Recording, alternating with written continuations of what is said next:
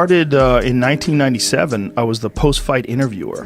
That was it was just a position that was available, and the UFC was very small back then. Very few people knew what it was.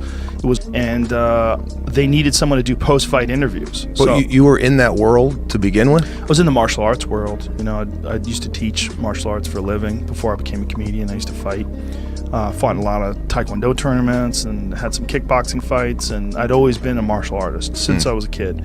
And so I just was interested in watching the UFC, and then I started training in jiu-jitsu. And when I was training in jiu-jitsu, I was just a white belt. I was just starting out. That's when I got hired by the UFC to be a post-fight interviewer.